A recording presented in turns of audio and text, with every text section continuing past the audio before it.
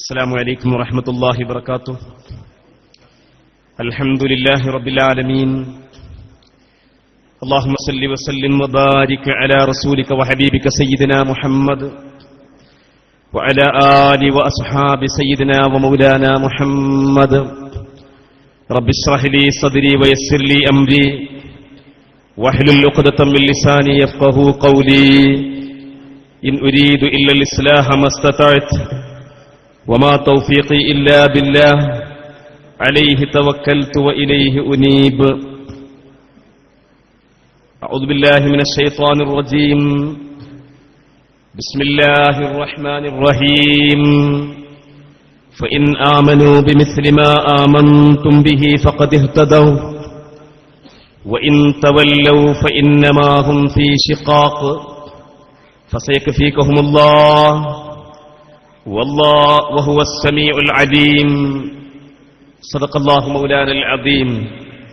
لا يؤمن أحدكم حتى أكون أحب إليه من والده وولده والناس أجمعين. صدق نبينا المصطفى محمد صلى الله عليه وسلم.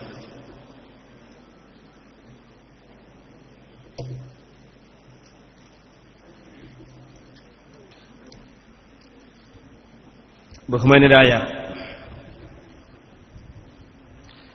ഈ യോഗത്തിന്റെ നിയുക്ത അധ്യക്ഷൻ മാമുക്കോയ ഹാജി അവറുകളെ, അതുപോലെ വേദിയിലുപസ്ഥരായ ബഹുമാനരായ കൊയിലാണ്ടി ഖാദി ഉസ്താദ് അവറുകളെ, എന്റെ പ്രിയങ്കരനായ സുഹൃത്തു നമ്മുടെ ദഅ്വ കോളേജിന്റെ പ്രിൻസിപ്പളുമായ തഖിയുദ്ദീൻ അൽ ഹൈതമി, സുന്നി ആദർശ രംഗത്തെ പ്രഗത്ഭനായ സഹകാരി, നമ്മുടെ പ്രിയപ്പെട്ട സുഹൃത്ത് അൻസാർ മാസ്റ്റർ പയ്യോളി, വേദിയിലിരിക്കുന്ന പ്രഗത്ഭരായ പണ്ഡിതന്മാരെ, ദാരിമി സുഹൃത്തുക്കളെ, പ്രിയപ്പെട്ട സഹോദരങ്ങളെ, അല്ലാഹു സുബ്ഹാനഹു വ തആല നമ്മുടെ ഈ പരിപാടി സാലിഹായ സൽക്കർമ്മമായി നമ്മിൽ നിന്ന് കബൂൽ ചെയ്യുമാറാവട്ടെ എന്ന് ദുആ ചെയ്യാം. ജാമിയ ദാറുസ്സലാം അൽ ഇസ്ലാമിയ അതിന്റെ ജൈത്രയാത്രയുടെ 40-ാം വാർഷികം ഇവിടെ സമുചിതമായി ആഘോഷിക്കുമ്പോൾ പോയ കാലത്തെ ഈ സ്ഥാപനത്തിന്റെ മഹാന്മാരായ സാരഥികളുടെ ഉന്നതമായ സ്മരണകൾ നമ്മുടെ ഹൃദയാന്തരങ്ങളിൽ വലിയ ആവേശമായി കടന്നുവരികയാണ്. ഈ മഹത്തായ സ്ഥാപനത്തിന്റെ മഹാനായ സ്ഥാപകൻ ജനങ്ങൾക്ക് വേണ്ടി തന്റെ ജീവിതവും തന്റെ എല്ലാം ഒഴിഞ്ഞുവെച്ച മുബാറക്കായ മഹാൻ നന്ദിയിൽ മുഹമ്മദ് മുസ്ലിയാരും ലോകോത്തര പണ്ഡിതനും ആത്മജ്ഞാനിയുമായ ഈ സ്ഥാപനത്തിന്റെ ഔന്നിത്യത്തിന്റെ കാരണക്കാരനുമായ ബഹുമാനപ്പെട്ട മഹാനായ ശൈഖുന ശംസുൽ ഉലമായ ഖദ്ദസല്ലാഹു സിറഹുൽ അസീസ്, അതുപോലെയുള്ള മഹാരഥന്മാരായ ഉലമാഇന്റെയും ഉമറാഇന്റെയും അശ്രാന്ത പരിശ്രമത്തിലൂടെയാണ് നമ്മുടെ ഈ മഹത്തായ സ്ഥാപനം ജാമിഅ ദാറുസ്സലാം അൽ അറബിയ ഇന്ന് ലോകപ്രസിദ്ധമായി ലോകത്തിന്റെ നാനാഭാഗങ്ങളിൽ ആയിരക്കണക്കിന് ദാരിമിമാർ, എത്രയോ ഹൈത്തമിമാർ ദീനിന്റെ വിവിധ മേഖലകളിൽ സേവനം ചെയ്യാൻ വേണ്ടി ഈ കോളേജിൽ നിന്ന് ഇറങ്ങിക്കൊണ്ടിരിക്കുമ്പോൾ അത് അള്ളാഹുവിന്റെ മുമ്പിൽ നമുക്ക് ചെയ്യാൻ പറ്റുന്ന, നമ്മുടെ സ്ഥാപനത്തിന് ചെയ്യാൻ പറ്റിക്കൊണ്ടിരിക്കുന്ന എളിയ ശ്രമത്തിന്റെ ഭാഗമാണ്. അള്ളാഹു സുബ്ഹാനഹു വ തആല അത് കബൂൽ ചെയ്യുമാറാവട്ടെ. ഈ സ്ഥാപനം, ഇതിന്റെ നേതാക്കന്മാർ, ഇവിടെ നിന്ന് പുറത്തിറങ്ങുന്ന പണ്ഡിതന്മാരായ എല്ലാ ദാരിമിമാരോടും വ്യക്തമായ നിർദ്ദേശം നൽകാറുള്ളത്, നിങ്ങളേത് മേഖലയിൽ ചെന്നാലും ഏത് മഹലിൽ പ്രവർത്തിച്ചാലും അഹ്ലുസുന്നത്തി വൽ ജമാഅ എന്ന നിങ്ങൾക്ക് പഠിപ്പിക്കപ്പെട്ട, നിങ്ങൾക്ക് പകർത്തി നൽകപ്പെട്ട ആ സുന്ദരമായ ഇസ്ലാമിന്റെ യഥാർത്ഥമായ വഴി, ആ വഴിയിൽ നിങ്ങൾ ഒരണുവിട പോലും വ്യതിചലിക്കാൻ പാടില്ല. അതിന്റെ ശബ്ദം നിങ്ങൾ ജനങ്ങൾക്കിടയിൽ എത്തിച്ചുകൊണ്ടിരിക്കണം.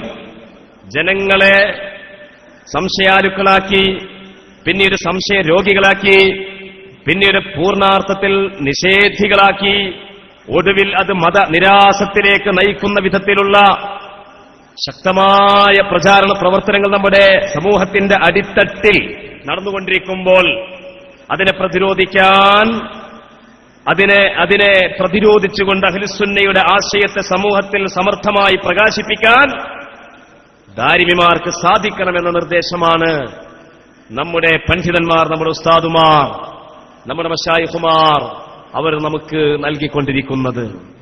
ഈ അർത്ഥത്തിൽ നമ്മൾ ചിന്തിക്കുമ്പോൾ ഇന്നത്തെ ആദർശ സംഗമത്തിന്റെ ഇവിടെ ചർച്ച ചെയ്യപ്പെടുന്ന വിഷയം വളരെ പ്രസക്തമാണ്. ഇസ്ലാമിൽ നിന്ന് വിഘടിച്ചു പോയ ബിദ്അഈ പ്രസ്ഥാനക്കാരും അതുപോലെ അഹ്ലുസുന്നയുടെ പേരും പറഞ്ഞുകൊണ്ട് വ്യതിയാനത്തിലേക്ക് കൂപ്പുകുത്തിപ്പോയ വിഘടിത സ്വഭാവമുള്ള പ്രസ്ഥാനക്കാരും ഇന്ന് അവരുടെ എല്ലാ ശക്തിയും സംഭരിച്ചുകൊണ്ട് അവർ പ്രവർത്തിച്ചുകൊണ്ടിരിക്കുകയാണ്. എവിടെയാണ് ഈ വ്യതിയാനം സംഭവിച്ചത്? എന്താണ് ഇവരുടെയൊക്കെ വ്യതിയാനത്തിന്റെ, ഇവരുടെ വിഘടിത സ്വഭാവത്തിന്റെ അടിസ്ഥാനപരമായ മർമ്മം? അതെവിടെയാണ്? അതാണ് നമ്മുടെ പ്രിയപ്പെട്ട സഹോദരന്മാർ നമ്മളെല്ലാവരും മനസ്സിലാക്കേണ്ടത്. സൂറത്തുൽ ബഖറയിൽ, അൽ ബഖറ സൂറയിൽ അല്ലാഹു സുബ്ഹാനഹു വ തആല 137-ാമത്തെ ആയത്തിൽ പറയാം, നമ്മുടെ ഈമാനിന് ഒരു ഏകീകൃത സ്വഭാവമുണ്ട്. നമ്മുടെ ഈമാൻ എന്ന് പറഞ്ഞാൽ അത് ഓരോരുത്തർക്ക് തോന്നിയ പോലെ ഈമാൻ കൊള്ളാനുള്ളതല്ല. ഈ ദീനിന്റെ ഈമാൻ കാര്യങ്ങൾ എന്ന് പറഞ്ഞാൽ ഓരോരുത്തർക്ക് സ്വന്തമായി മനസ്സിലാകുന്നതും സ്വന്തമായ താൽപര്യത്തിന് അനുസൃതമായതുമായ ഈമാൻ അല്ല. ഈമാൻ എന്ന് പറയുമ്പോൾ അത് വ്യക്തമായ പാരമ്പര്യത്തിലധിഷ്ഠിതമാണ്. കൈമാറിപ്പോന്ന ഒരു ഈമാനിന്റെ പ്രക്രിയയുടെ ഭാഗമായിട്ടായിരിക്കണം നമ്മുടെ ഈമാൻ, നമ്മുടെ വിശ്വാസം, നമ്മുടെ ആദർശം, നമ്മുടെ ആശയം എന്ന് ഖുർആൻ അടിവരയിട്ടുകൊണ്ട് പറയാം. അല്ലാഹു പറയുകയാണ്, ഫഇൻ ആമനൂ ബിമിസ്ലി മാ ആമൻതും ബിഹി ഫഖദ് ഇഹ്തദൗ. അവർ വിശ്വസിക്കുകയാണെങ്കിൽ ബിമിസ്ലി മാ ആമൻതും ബിഹി, സഹാബിമാരെ നിങ്ങൾ വിശ്വസിച്ചതിന് തുല്യമായ വിശ്വാസം കൊണ്ട് അവർ വരാനിരിക്കുന്ന തലമുറ മുഴുവൻ വിശ്വസിക്കുകയാണെങ്കിൽ ഫഖദ് ഇഹ്തദൗ, അവരാണ് യഥാർത്ഥ ആദർശവാദികൾ, അവരാണ്. വഇൻ തവല്ലൗ, അല്ല അവർ പുറംതിരികയാണെങ്കിലോ ഫഇന്നമാ ഹും ഫീ ശിഖാഖ്, അവര് ശക്തമായ കഠിനമായ ഭിന്നിപ്പിൽ തന്നെയാണ്. അവർ ഇസ്ലാം ദീനിൽ നിന്ന് അകന്നുപോയവരാണ്. അപ്പൊ അള്ളാഹുവിന്റെ റസൂലിന്റെയും സ്വഹാബത്തിന്റെയും താബിഈങ്ങളുടെയും താബിഉത്താബിഈങ്ങളുടെയും മുൻഗാമികളായ മഹാന്മാരായ സച്ചരിതരായ ആളുകളുടെയും ഈമാനിക മുന്നേറ്റം ഏത് രൂപത്തിലായിരുന്നുവോ അതിന്റെ മിഥിലായിരിക്കണം, അതിന് തുല്യമായിരിക്കണം. എന്ന് വച്ചാൽ അതിനോട് യാതൊരു നിലക്കും വിഘടിച്ചു നിൽക്കാനോ അതിൽ നിന്ന് വ്യതിയാനപ്പെടാനോ ഇസ്ലാം സമ്മതിക്കുന്നില്ല. നമ്മുടെ ആദർശം അത് പറ്റില്ല. ആവിഷ്കാര സ്വാതന്ത്ര്യം എന്ന് പറഞ്ഞൊരു സ്വാതന്ത്ര്യം ഇസ്ലാം ദീനിൽ ഇല്ല. ഓരോരുത്തർക്കും ഓരോന്ന് ആവിഷ്കരിക്കാം. ആ ആവിഷ്കരണത്തിന് അനുസൃതമായ ആദർശം സ്വീകരിക്കുക എന്ന ഒരു നയം, ഒരു നിലപാട് ഇസ്ലാമിൽ ഇല്ല. അത് ഇസ്ലാം അതിന് അംഗീകരിക്കുന്നില്ല. ഖുർആൻ പറഞ്ഞത് ആമിനൂ കമാ ആമനന്നാസ്, ആമിനൂ കമാ ആമനന്നാസ്. സ്വഹാബിമാർ, അന്നാസ് എന്ന് പറഞ്ഞാൽ സ്വഹാബിമാരാണ്. തഫ്സീറുകൾ വിശദീകരിക്കുകയാണ്. അന്നാസ് എന്ന് പറഞ്ഞാൽ അന്നാസുൽ മഅഹൂദൂൻ, അറിയപ്പെട്ട വിഭാഗം, അത് സ്വഹാബത്താണ്. വഹുമുസ് സ്വഹാബ, അവർ സ്വഹാബിമാരാണ്. ആ സ്വഹാബിമാരുടെ ഈമാൻ എത്ര പരിശുദ്ധമാണോ ആ ഈമാൻ കൊണ്ട് നിങ്ങളും ഈമാൻ കൊള്ളുവിൻ എന്ന് ഖുർആൻ നമ്മളോട് പഠിപ്പിക്കുകയാണ്. അതിൽ നിന്ന് വ്യതിചലിക്കാൻ പാടില്ല. ആ വ്യതിയാനം എവിടെ ഉണ്ടാകുന്നുവോ ആ വ്യതിയാനത്തെ സംബന്ധിച്ചാണ് പുത്തൻവാദം എന്ന് പറയുക, അതാണ് ബിദ്അത്ത് എന്ന് പറയുക, അതാണ് പുത്തനാശയം എന്ന് പറയുക. പുത്തനാശയം എവിടെയാണ്? പുത്തനാശയത്തിന്റെ തുടക്കം എവിടുന്ന് തുടങ്ങി എന്ന് നമ്മളിങ്ങനെ കണ്ടെത്തുന്ന സന്ദർഭത്തിലാണ് നമ്മുടെ ആധുനിക നവസമൂഹത്തിലുള്ള എല്ലാ ബിദ്അഈ കക്ഷികളും, നേരത്തെ സ്വാഗത പ്രസംഗത്തിൽ സൂചിപ്പിച്ച അത് കാലം പഴക്കം ചെന്ന ബിദ്അഈ കക്ഷികളാവട്ടെ, അല്ലെങ്കിൽ നമ്മുടെ അൻസാർ മാസ്റ്ററുടെ ഭാഷയിൽ പറയുകയാണെങ്കിൽ നവ ബിദ്അഈകളാവട്ടെ, എല്ലാ ബിദ്അത്തുകാരുടെയും അവരുടെയൊക്കെ തുടക്കം എവിടുന്നാണ്, അവരുടെയൊക്കെ മർമ്മം എന്താണ് എന്ന് നമ്മൾ പഠിക്കുമ്പോൾ സഹീഹുൽ ബുഖാരിയിൽ വ്യത്യസ്ത സ്ഥലത്ത് പഠിപ്പിക്കപ്പെട്ട ഒരു കാര്യമുണ്ട്.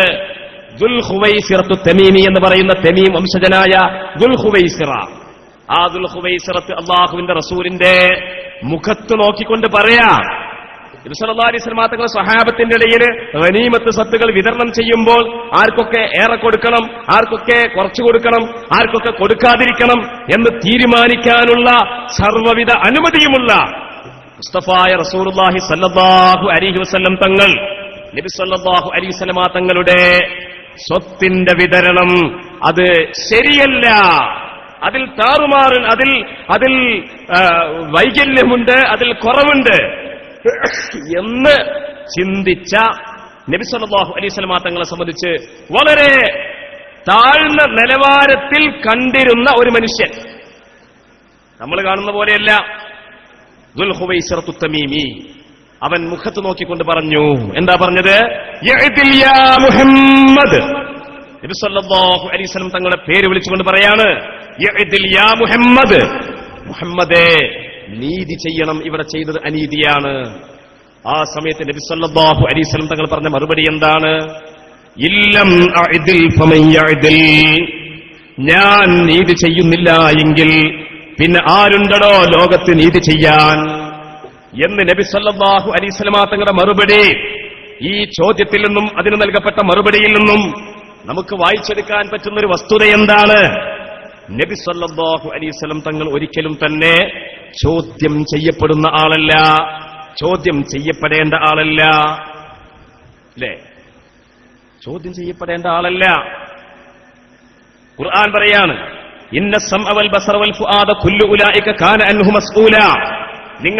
നിങ്ങളുടെ അവയവങ്ങൾ മുഴുവൻ എന്നല്ല, നിങ്ങളുടെ ഹൃദയം അത് നാളെ പരലോകത്ത് ചോദ്യം ചെയ്യപ്പെടും.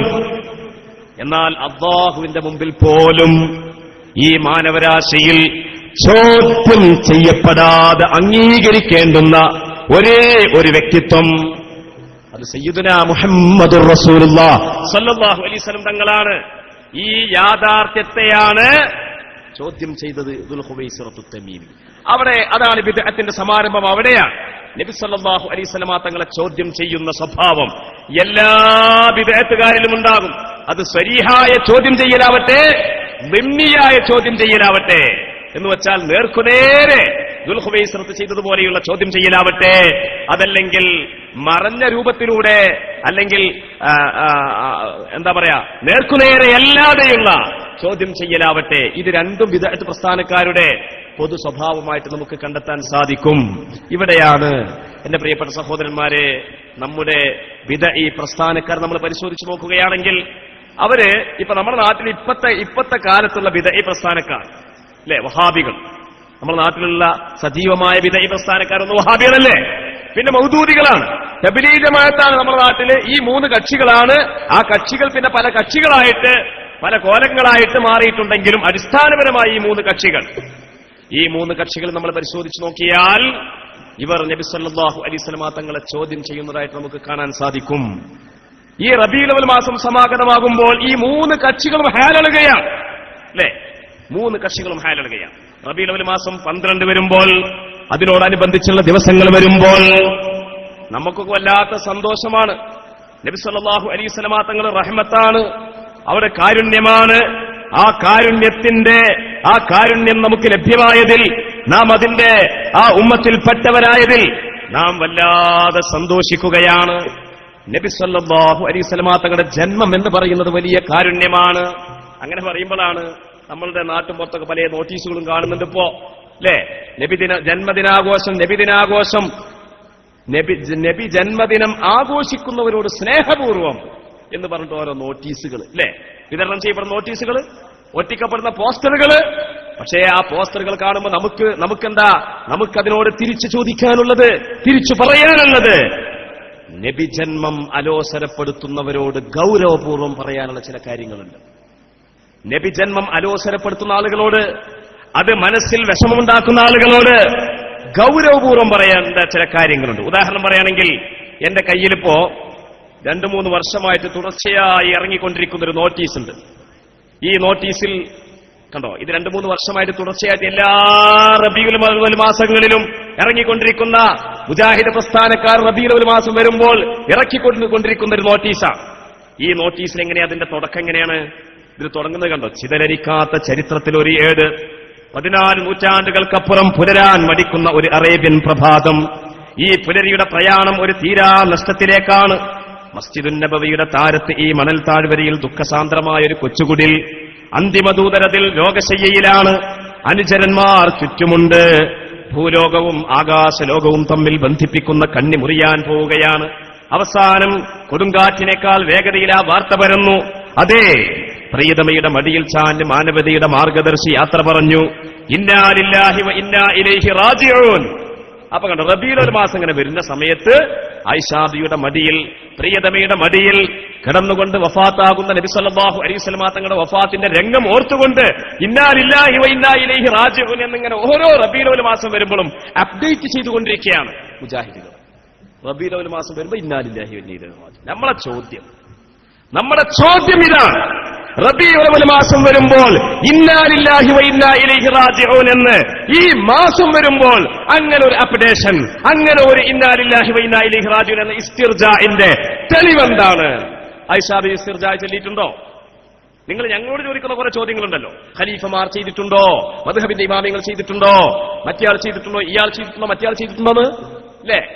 അങ്ങനെയാണെങ്കിൽ ഒരുപാട്, ഒരു ചോദ്യം ഇങ്ങോട്ട് വരുമ്പോൾ അതിന്റെ എത്രയോ ഇരട്ടി ചോദ്യങ്ങൾ അങ്ങോട്ട് ഞങ്ങൾക്ക് നൽകാനുണ്ട്. എത്രയോ ചോദ്യങ്ങൾ. നിങ്ങൾ എല്ലാ വർഷവും റബീഉൽ അവ്വൽ മാസം വരുമ്പോൾ എന്തിനാണ് നിങ്ങൾ കരയുന്നത്? ഇസ്ലാമിൽ ഒരു മുസീബത്തിന്റെ പേരിൽ അനിയന്ത്രിതമായ ദുഃഖം, അത് അനിയന്ത്രിതമാണ്. ആ വിഷയത്തിൽ തക്ലീഫില്ല. നമ്മളെ വീട്ടിലൊരു ബാപ്പ മരിച്ചാല് ചിലപ്പോ കരച്ചിൽ വരും, ആളുകളെ നമ്മളെ സമാധാനിപ്പിക്കും, ആശ്വസിപ്പിക്കും. പക്ഷെ അത് നമ്മുടെ മനസ്സിലേക്ക് എത്തൂല, നമ്മുടെ കരച്ചിൽ നിൽക്കില്ല. അത് അനിയന്ത്രിതമാണ്. അനിയന്ത്രിതമായ അവസ്ഥയ്ക്ക് തക്ലീഫില്ല. അതേസമയത്ത് ഓരോ കൊല്ലം കൂടുമ്പോഴും ഈ കാര്യം പറഞ്ഞിട്ട് ഇങ്ങനെ റബീഉൽ അവ്വൽ മാസം വരുന്ന സമയത്ത് അങ്ങനെ ഇസ്തിർജാവും ചൊല്ലിയിട്ട് കരഞ്ഞുകൊണ്ടിരിക്കണമെന്നാണോ? അങ്ങനെയാണോ? ഇസ്ലാമിൽ അങ്ങനെ ഒരു ദുഃഖാചരണം ഉണ്ടോ? ഇസ്ലാമിലുള്ള ദുഃഖാചരണങ്ങൾ 2 മാത്രമാണ്. അത് ഭർത്താവ് മരിച്ച ഭാര്യ 4 മാസവും 10 ദിവസവും ഇദ്ദാ കാലയളവിൽ നടത്തുന്ന ഇഹ്ദാബി എന്ന പേരിലുള്ള ദുഃഖാചരണമാണ് ഒന്ന്. രണ്ടാമത്തത്, അന്യപുരുഷന്മാരാരെങ്കിലും മരിച്ചാൽ, ഭർത്താവല്ലാത്ത ആരെങ്കിലും മരിച്ചാൽ അവരുടെ പേരിൽ സ്ത്രീകൾക്ക് 3 ദിവസം വരെ നടത്താൽ ജായിസായ ദുഃഖാചരണമാണ്. ഒന്നാമത്തേത് നിർബന്ധമാണെങ്കിൽ, രണ്ടാമത്തേത് കേവലം ജായിസാണ്. അതിനപ്പുറമുള്ള ഒരു ദുഃഖത്തിന്റെ ആചരണം ഇസ്ലാമിൽ ഇല്ല, ഇസ്ലാമികം അല്ല. എന്താണ് അല്ലാഹു റസൂൽ പഠിപ്പിച്ചത്? അൽ മുഅ്മിനു ശഅ്നുഹു കുല്ലുഹു ഖൈർ. മുഅ്മിൻ എന്ന് പറഞ്ഞാൽ അവന്റെ എല്ലാ അവസ്ഥയും ഖൈറാണ്. ഇദാ മസ്സതുഹു ശർറ, ഒരു മുഅ്മിനിക്ക് സന്തോഷത്തിന്റെ അനുഗ്രഹമാണ് സ്പർശിക്കുന്നതെങ്കിൽ ആ സന്ദർഭത്തിൽ ശകറ, അവന് ശുക്ർ രേഖപ്പെടുത്തുകയാണ് വേണ്ടത്. ഇനി ഇദാ മസ്സതുഹു ബൈസാ, മുഅ്മിനിനെ സ്പർശിക്കുന്നത് ഒരു വിപത്താണ് സ്പർശിക്കുന്നതെങ്കിലോ സബറ, അവൻ ക്ഷമിക്കുകയാണ് വേണ്ടത്, അല്ലാതെ അതിങ്ങനെ ആചരിക്കുകയല്ല വേണ്ടത്.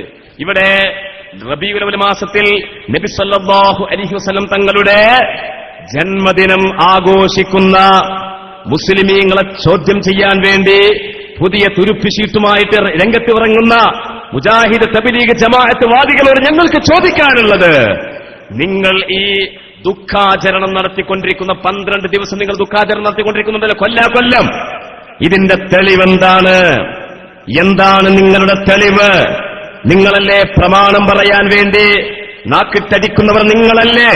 നിങ്ങളോട് ഞങ്ങൾക്ക് ചോദിക്കാനുള്ളത്, ധൈര്യമുണ്ടെങ്കിൽ, ആണത്തമുണ്ടെങ്കിൽ ഈ ചോദ്യത്തിന് മറുപടി പറയാൻ, ഈ തെളിവ് ധരിക്കാൻ നിങ്ങൾക്ക് സാധിക്കുമോ എന്നാണ് ഞങ്ങൾക്ക് ചോദിക്കാനുള്ള. ധൈര്യമില്ല. എന്താണ് ഇവർക്ക് ധൈര്യമില്ലാതെ പോവാൻ കാരണം? ഇവർ മനസ്സിലാക്കിയ മുഹമ്മദുർ റസൂലുള്ള കേവലം സാധാരണക്കാരനാണ്. അതിനപ്പുറം പിന്നെ ഒരു പ്രത്യേകത എന്താണ്? 40 വയസ്സ് മുതൽക്ക് 63 വയസ്സ് വരേക്കുമുള്ള ചുരുങ്ങിയ 23 കൊല്ലക്കാലത്തെ ഒരു റിസാലത്തിന്റെയും നുബുവത്തിന്റെയും ഔദ്യോഗിക പദവി വഹിച്ചു എന്നതിൽ കവിഞ്ഞ ഒരു പ്രത്യേകതയും ഇല്ല എന്നാണ്. ഏതുപോലെ എന്ന് വെച്ച് കഴിഞ്ഞാല്, എന്റെ കൂടെ പഠിച്ചിരുന്ന ഒരു പാവപ്പെട്ട 1ാം ക്ലാസ് മുതൽ 10ാം ക്ലാസ് വരെ പഠിച്ചിരുന്ന ഒരു ബാബു എന്ന് പറഞ്ഞൊരു സഹോദരൻ എന്ന് വിചാരിക്കുക. അങ്ങനെ ആ ബാബു പിന്നെ 10ാം ക്ലാസ് കഴിഞ്ഞതിന് ശേഷം പിന്നെ അയാൾ IAS ഒക്കെ പാസ്സായിട്ട് ഇന്ത്യയുടെ ഏതോ സംസ്ഥാനത്തിലുള്ള ഏതോ ജില്ലയുടെ കലക്ടറാണ്. അപ്പൊ എനിക്കെന്ത് പറയാ, അയാൾ എവിടെ കലക്ടറായാലും പ്രധാനമന്ത്രി ആയാലും 10ാം ക്ലാസ് വരെ ഞങ്ങൾ രണ്ടാളും ഒരുപോലെയായിരുന്നു എന്നെനിക്ക് പറയാം. പിന്നെ 10ാം ക്ലാസ് കഴിഞ്ഞപ്പോ ഞാൻ ഇങ്ങനെയായി, അയാൾ അങ്ങനെയായി എന്നതുപോലെ അബൂജഹൽ എന്ത് പറയാ, 40 വയസ്സ് വരേക്കുള്ള മുഹമ്മദ് അത് നമ്മളൊക്കെ മാതിരി തന്നെയായിരുന്നു. പിന്നെ 40 മുതൽക്ക് 63 വയസ്സ് വരേക്കുള്ള 23 കൊല്ലത്തിൽ എന്തൊക്കെ വാദങ്ങളൊക്കെ നടത്തി, നുബുവത്ത് എന്നൊക്കെ പറഞ്ഞു വന്നു, റിസാലത്ത് എന്നൊക്കെ അവകാശപ്പെട്ടു എന്നതിൽ കവിഞ്ഞ 40 മുമ്പുള്ള മുഹമ്മദ് നബിയോ 63 ശേഷമുള്ള മുഹമ്മദ് നബിക്കോ ഒരു പ്രത്യേകതയും ഇല്ല. റസൂലിന്റെ വഫാത്തോടുകൂടി സകലമാന പ്രത്യേകതകളും മുറിഞ്ഞുപോയി. ഇനി 63 വയസ്സിന് മുമ്പുള്ള പ്രത്യേകതകൾ ഇപ്പോൾ ഇല്ല. 63 വയസ്സിന് മുമ്പ് നബി സല്ലല്ലാഹു അലൈഹി വസല്ലം തങ്ങളുടെ ഒരു പ്രത്യേകത സഹീഹുൽ ബുഖാരിയിൽ കാണാം. യനാമു ഐനി വലാ യനാമു ഖൽബി, തനാമു ഐനി വലാ യനാമു ഖൽബി കമാ ഖാല മുഹമ്മദ് മുസ്തഫ സല്ലല്ലാഹു അലൈഹി വസല്ലം പറയാ, എന്റെ കണ്ണുകൾ ഉറങ്ങിയാലും എന്റെ ഖൽബ് ഉറങ്ങില്ല. ഇന്നി അസ്മഉ മാ ലാ തസ്മഊൻ, നിങ്ങൾ കേൾക്കാത്തത് ഞാൻ കേട്ടുകൊണ്ടിരിക്കുന്നുണ്ട്. വ അറാ, ആയിഷാ ബീവി പറഞ്ഞില്ലേ, ആയിഷാ ബീവി റളിയല്ലാഹു അൻഹ ഒരിക്കൽ പറഞ്ഞില്ലേ, സഹീഹുൽ ബുഖാരിയിൽ കാണാം, നബി സല്ലല്ലാഹു അലൈഹി വസല്ലം തങ്ങളും ആയിഷാ ബീവിയും ഇരിക്കുന്ന ഒരു സദസ്സിൽ മഹാനായ ജിബ്രീൽ അലൈഹിസ്സലാം ഇറങ്ങി വന്നുകൊണ്ട് പറയാണ്, ആയിഷാ ബീവിക്ക് എന്റെ സലാം പറയണം നബിയെ. നബി സല്ലല്ലാഹു അലൈഹി വസല്ലം തങ്ങൾ ആയിഷാ ബീവിയോട് പറയുന്നു, ഇന്ന ജിബ്രീൽ യുഖ്രിഉ അലൈകി സലാം, ഓ ആയിഷ, ജിബ്രീൽ അലൈഹിസ്സലാം ഇവിടെ വന്നിരുന്നു, എന്നിട്ട് നിനക്ക് സലാം പറയാൻ വേണ്ടി എന്നെ ഏൽപ്പിച്ചിട്ടുണ്ട്. ജിബ്രീൽ അലൈഹിസ്സലാം ഇവിടെ വന്നുപോയി. ആ സമയത്ത് ആയിഷാ ബീവി മറുപടി പറഞ്ഞിട്ട് സലാം അടക്കിയതിനു ശേഷം പറഞ്ഞെന്താ, ഇന്നക തറാ മാ ലാ അറാ, ഇന്നക തറാ മാ ലാ അറാ, നബിയെ അങ്ങ് ഞാൻ കാണാത്തത് കാണുന്നുണ്ട് നബിയെ. ഇന്നി അസ്മഉ മാ ലാ തസ്മഊന, നിങ്ങൾ കേൾക്കാത്തത് ഞാൻ കേൾക്കുന്നുണ്ട്. ഇന്നി അറാ മാ ലാ തുബ്സിറൂന, നിങ്ങൾ കാണാത്തത് ഞാൻ കാണുന്നുണ്ട്. ഇന്നി അഅലമു മാ ലാ തഅലമൂന, നിങ്ങൾ അറിയാത്ത കാര്യങ്ങൾ ഞാൻ അറിഞ്ഞിട്ടുണ്ട് എന്നല്ല, അറിഞ്ഞിട്ടുണ്ട് എന്ന് പറഞ്ഞ ഹദീസുകൾ എത്രയോ ഉണ്ട് അല്ലെ. ഫതജല്ലാലി കുല്ലു ശൈഇൻ വഅറഫ്തു, എല്ലാ കാര്യങ്ങളും എന്റെ മുമ്പിൽ വെളിപ്പെട്ടു, ഞാനത് അറിയുകയും ചെയ്തു എന്ന് പറയുന്ന ഹദീസുകൾ എത്രയോ ഉണ്ട്. അലിംതു മാ ഫിസ് സമാവാതി വൽ അർളി, ആകാശഭൂമികളുള്ള സകലതും ഞാൻ അറിഞ്ഞിട്ടുണ്ട്. അതേ റസൂലുള്ളാഹി തന്നെ പറയുകയാണ്, ഇന്നി അഅലമു മാ ലാ തഅലമൂൻ, നിങ്ങൾ അറിയാത്ത കാര്യങ്ങൾ ഞാൻ അറിഞ്ഞുകൊണ്ടിരിക്കുന്നുമുണ്ട്. ആ നബി സല്ലല്ലാഹു അലൈഹി വസല്ലം തങ്ങൾ 63 വയസ്സ് വഫാത്തായി. ആ നബിക്ക് ഇപ്പൊ അതൊന്നുമില്ല. ഇപ്പൊ നബി നമ്മൾക്ക് കാണാൻ കഴിയാത്തത് റസൂലുള്ളാഹിക്ക് കാണാൻ കഴിയില്ല എന്നാണോ നിന്റെ വിശ്വാസം? നാം അറിയാത്തത് റസൂലുള്ളാഹി അറിയുന്നില്ല എന്നാണോ നിന്റെ വിശ്വാസം? നാം കേൾക്കാത്ത നബി സല്ലല്ലാഹു അലൈഹി വസല്ലം തങ്ങൾ കേൾക്കുന്നില്ല എന്നാണോ നിന്റെ വിശ്വാസം? എങ്കിൽ നീ ഏത് പാളയത്തിലാണുള്ളത്? നീ സുന്നിയാണോ? നിന്റെ 110 സുന്നി കൊണ്ടുപോയി അറബിക്കല്ലിലേക്ക് എറിയണം. നീ സുന്നിയല്ല, നീ ബിദ്അത്തിന്റെ പാളയത്തിലാണ് ഇപ്പോൾ പെട്ടിട്ടുള്ളത്. അത് പെടാനുള്ള കാരണം എന്താണ്? നിന്റെ അറിവ് എവിടെ ചോരണം സംഭവിച്ചു? നിന്റെ അറിവിന്റെ ചോരണത്തിന്റെ പൂരണം എങ്ങനെ സംഭവിച്ചു? അത് സംഭവിക്കാൻ ഈ സ്ഥാപനത്തിന്റെ സന്തതികളായ ഞങ്ങൾക്ക് വൈകാരികമായി പ്രതികരിക്കേണ്ടുന്ന ഒരു ബാധ്യതയുണ്ട്. മഹാനായ ശൈഖുനാ ശംസുൽ ഉലമായി ഖദ്ദസല്ലാഹു സിർറുൽ അസീസ് അവിടുത്തെ ശിഷ്യഗണങ്ങളിൽ നിന്ന് കിതാബോധി പഠിച്ച ഞങ്ങൾ ദാരിമിമാർ സഹീഹുൽ ബുഖാരിയുടെ തഹ്ഖീഖാത്തുകൾ, ഇന്നും ലോകം ചർച്ച ചെയ്യുന്ന തഹ്ഖീഖാത്തുകൾ, ഇന്ന് രാവിലെ വരെ ശൈഖുനാ ശംസുൽ ഉലമായുടെ ബുഖാരിയുടെ ഏറ്റവും പ്രമാദമായ ഒരു ഹദീസിൽ പറഞ്ഞ മാ അന ബിഖാരിഇൻ, ജിബ്രീൽ അലൈഹിസ്സലാം റസൂലിനോട് പറയുകയാണ്, ഇഖ്റ, നബിയെ അങ്ങ് വായിക്കണം. മാ അന ബിഖാരിഇൻ, ഞാൻ ഓത്തറിയുന്ന ആളല്ല എന്ന് പറയുമ്പോൾ എന്തിനാണ് ജിബ്രീൽ അലൈഹിസ്സലാം 3 പ്രാവശ്യം അല്ലാഹുവിന്റെ റസൂലിനെ കൂട്ടിപ്പിടിച്ചുകൊണ്ട് വലിയ വേദന ഉണ്ടാക്കിയത്? എന്തിനാണ്? അത് കേവലം ഒരു തഅദീബാണോ? അത് റസൂലിനെ ശിക്ഷിച്ചതാണോ? അതല്ല, പിന്നെ എന്താണ് അവിടെ സംഭവിച്ചത്? നബി സല്ലല്ലാഹു അലൈഹി വസല്ലം തങ്ങൾ സമ്മിലൂനി എന്ന് പറഞ്ഞുകൊണ്ട് ഖദീജ ബീവിയുടെ വീട്ടിലേക്ക് പുതപ്പിട്ട് മൂടിത്തരണേ എന്ന് പറഞ്ഞുകൊണ്ട് ഹൃദയം വിറച്ചത് എന്തിനാണ്?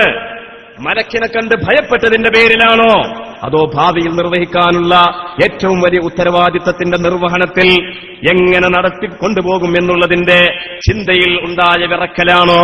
ശൈഖുനാ ശംസുൽ ഉലമായി അവിടെ എന്താണ് ചർച്ച ചെയ്തത്? അത് ലോകം ഇന്നും ശ്രദ്ധിക്കുന്ന തഹ്കീക്കുകളാണ്.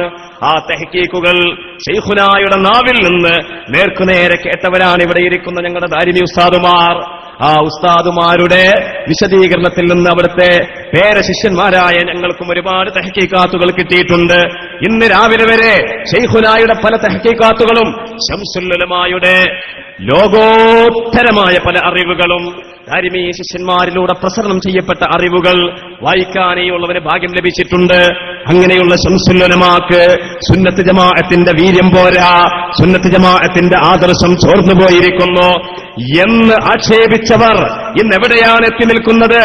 റസൂലുള്ളാഹിന്റെ വഫാത്തോടുകൂടി നബി സല്ലല്ലാഹു അലൈഹി വസല്ലം തങ്ങളുടെ ഖുസൂസിയത്തുകളൊക്കെ മുറിഞ്ഞുപോയി, അവിടുത്തെ മുഅ്ജിസത്തുകൾ മുറിഞ്ഞുപോയി, അവിടുത്തെ പ്രത്യേകതകൾ മുറിഞ്ഞുപോയി.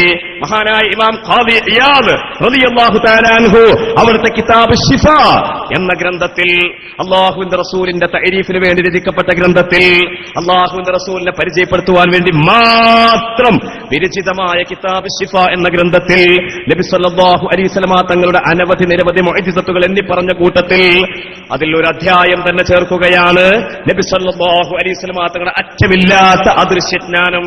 അറ്റമില്ലാത്ത അദൃശ്യജ്ഞാനം. ആ അദൃശ്യജ്ഞാനം നബി സല്ലല്ലാഹു അലൈഹി വസല്ലം തങ്ങളുടെ മുഅ്ജിസത്തിന്റെ ഗണത്തിലെ ഏറ്റവും പ്രധാനപ്പെട്ട മുഅ്ജിസത്തായിട്ട് മഹാനായ ഇമാം ഖാദി ഇയാദുൽ മാലിക്കി റഹിമഹുല്ലാഹ് അവിടുത്തെ കിതാബ് ശിഫായിൽ രേഖപ്പെടുത്തുമ്പോൾ ഞാൻ ചോദിക്കട്ടെ, നബി സല്ലല്ലാഹു അലൈഹി വസല്ലം തങ്ങൾ ഇപ്പോൾ റൗദയിൽ കിടക്കുന്ന റസൂൽ, ആ റസൂലിന് ഇപ്പോൾ ഒരു മുഅ്ജിസത്തും ഇല്ലേ?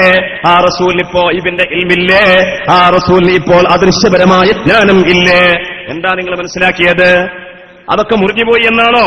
എന്നാൽ അവരോട് ഞങ്ങൾക്ക് ഒരൊറ്റ ഹദീസാണ് ഇപ്പോൾ പ്രതികരിക്കാനുള്ളത്. ഇമാം ബസാർ അവിടുത്തെ മുസ്നദിൽ ഉദ്ധരിച്ച ഹദീസ്. ഹദീസ് ചിലപ്പോ മുർസല എന്ന് പറഞ്ഞാൽ വഹാബികള് ചാടും. ചിലപ്പോ നമ്മൾ ഈ പ്രസംഗം ബഹുമാനപ്പെട്ട നമ്മളെ KCR-ന്റെ കേരള ഇസ്ലാമിക് ക്ലാസ് റൂമിന്റെ പ്രഗത്ഭനായ നമ്മുടെ അതിന്റെ പ്രവർത്തകൻ സയ്യിദ് നൂറുദ്ദീൻ തങ്ങൾ അവറുകള് ലൈവായിട്ട് ലോകത്തിന്റെ നാനാഭാഗത്തേക്കും അതിന്റെ ദൃശ്യശ്രാവ്യ രംഗങ്ങൾ ഇങ്ങനെ എത്തിച്ചുകൊണ്ടിരിക്കുകയാണ്. അപ്പൊ ഈ പരിപാടികളൊക്കെ നമ്മളെക്കാൾ കൂടുതൽ വീക്ഷിക്കുന്നത് എതിരാളികളായ ആളുകളായിരിക്കും. അവരിങ്ങനെ ബസാറിന്റെ ഹദീസ് എന്നൊക്കെ പറയുമ്പോൾ അങ്ങനെ എന്താ പറയാൻ ഉദ്ദേശിക്കുന്നത് വിചാരിച്ചിങ്ങനെ നിൽക്കുമ്പോഴേക്കാരൻ ഞാൻ ഈ പറയാൻ പോകുന്ന ഹദീസ് ഓതുക. എന്താണ് ഹദീസ്? ഹയാത്തി ഖൈറുൽ ലക്കും, എന്റെ ജീവിതം നിങ്ങൾക്ക് ഉപകാരപ്പെട്ടതാണ്, അതിന് സംശയമൊന്നുമില്ല. വഫാത്തി ഖൈറുൽ ലക്കും, ഞാൻ മരിച്ചാലും നിങ്ങൾക്ക് ഉപകാരം തന്നെയാണ്. അതെങ്ങനെയാണെന്നതാണ് ഇവിടുത്തെ മുജാഹിദുകളും ജമാഅത്തുകാരും തബ്ലീഗുകാരും വിഘടിതരും അല്ലെ, സർവ കക്ഷികളും വിദഇകളും നവവിദഇകളും എല്ലാവരും മനസ്സിലാക്കണം. അതെങ്ങനെ തുഅറദു അലയ്യ അഅമാലുക്കും, നിങ്ങളുടെ അമലുകളെല്ലാം എന്റെ മേൽ വെളിവാക്കപ്പെടും. കണ്ടോ, ഈ നന്ദി ദാറുസ്സലാമിന്റെ ഈ 40ാം വാർഷികത്തിന്റെ പ്രവർത്തനങ്ങൾ, ഇവിടെ സംഗമിച്ച ആയിരക്കണക്കായ ആളുകളുടെ പ്രവർത്തനങ്ങൾ, ഈ സ്റ്റേജിന്റെ പ്രവർത്തനങ്ങൾ എല്ലാം റസൂലുള്ളാഹിക്ക് വെളിവാക്കപ്പെടുന്നുണ്ട്. അത് അറ്റുപോയി എന്നാണോ നിങ്ങളുടെ വിശ്വാസം? അത് അസ്തമിച്ചു പോയി എന്നാണോ നിന്റെ വിശ്വാസം? എന്നാൽ നീ റസൂലിനെ മനസ്സിലാക്കിയിട്ടില്ല. നിന്റെ വ്യതിയാനം, നിന്റെ വിഘടിത സ്വഭാവം അത് നിന്നെ രക്ഷപ്പെടുത്തുകയില്ല. യാഥാർത്ഥ്യത്തിലേക്ക് മടങ്ങി വരണം. തുഅറദു അലയ്യ അഅമാലുക്കും, നിങ്ങളുടെ അമലുകളെല്ലാം എന്റെ മേൽ വെളിവാക്കപ്പെടും. ഫഇൻ കാനത് ഖൈറാ, നിങ്ങളുടെ പ്രവർത്തനങ്ങൾ നല്ല പ്രവർത്തനങ്ങളാണെങ്കിൽ ഹമിദുല്ലാഹ്, ഞാൻ അല്ലാഹുവിനെ സ്തുതിക്കുന്നതാണ്. വഇൻ കാന ഗൈറ ദാലിക, അല്ല അത് തിന്മയുടെ പ്രവർത്തനങ്ങളാണെങ്കിലോ ഇസ്തഗ്ഫർതുല്ലാഹ ലക്കും, ഞാൻ നിങ്ങൾക്ക് വേണ്ടി റബ്ബിനോട് ഇസ്തിഗ്ഫാർ ചെയ്യും. ഷഫീഉനാ മുഹമ്മദുർ റസൂലുള്ളാഹി സ്വല്ലല്ലാഹു അലൈഹി വസല്ലം. ഇത് അസ്തമിച്ചിട്ടില്ല. അപ്പൊ 63 വയസ്സിന് ശേഷം അള്ളാഹുവിന്റെ റസൂലിന്റെ അവിടുത്തെ പ്രത്യേകതകൾ, അവിടുത്തെ ഖുസൂസിയത്തുകൾ, അവിടുത്തെ ദാത്തിയായ പ്രത്യേകതകൾ, അവിടുത്തെ മറ്റു കാര്യങ്ങൾ. അപ്പൊ അങ്ങനെ വരുമ്പോഴാണ് ചില ഇബാറത്തിലൊക്കെ വരിക. നമ്മൾ അൻസാർ മാഷൊക്കെ അത് വളരെയധികം റിസർച്ച് ചെയ്ത് ഞങ്ങൾ തമ്മിൽ പലപ്പോഴും സംസാരിച്ച വിഷയങ്ങളാണ്. എന്താണെന്നറിയോ?